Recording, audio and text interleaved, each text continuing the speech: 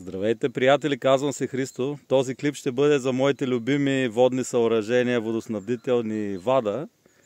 А започва с сушата в края на лятото на 2024 година. Слънчогледа е почти готов. Той е, както едно време му викахме, като ръчни часовници. И предполагам, ще даде доста сериозен добив. Има и семки дори. Това лято 2024 почти нямаше дъжд. Разбира се, при нас се излъга нещо да падне, но земята навсякъде е така нацепена, че ръката без проблеми влиза. На много места и крака влиза. Краят на сухия период. Казвам краят, защото сега се очаква да дойде сравнително обилен дъжд. И аз, разбира се, гледам и се подготвям с моите вади. Тук съм изкарал една тавичка, която ще събира валежа, за да видим колко дъжд е валял. Нали, той сега започва е слабичък. Предстои. Много хора не знаят, че количеството дъжд се мери в милиметри.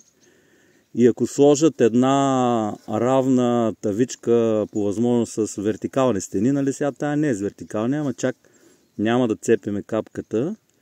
Една равна тава или съд, ако сложат на равно място, колкото милиметра слой се извали, толкова литра на квадратен метър. Да кажем, ако 10 мм имаме 1 см, ще бъде 10 литра на квадрат дъжд.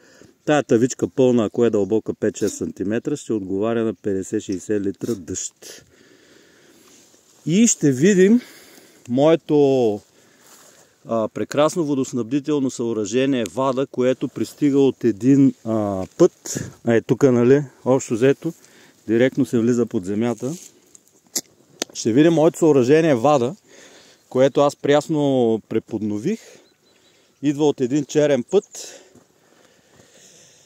Колко вода ще докара и живот и здраве, следващия клип ще бъде с кадри от приливната вълна. 200 метра черен път, показвал съм много пъти, да не се повтарям. Компресиран, трамбован от колите, от машините, които минават по него, дори няма асфалт, но събира количества вода, особено за хора, които си мечтаят да събират вода. Налага се постоянно да качвам клипове, но хората не се интересуват, че трябва и някаква площ да съберете вода. Ако покривът ви е 100 квадрата на къщата, ще събирате с бидоните вода от 100 квадрата покрив.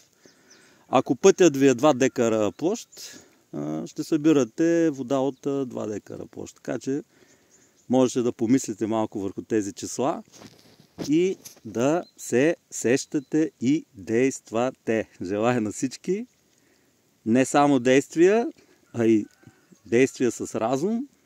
Има и малко и математика, и физика, но това са нещата от живота. Желая на всички успех!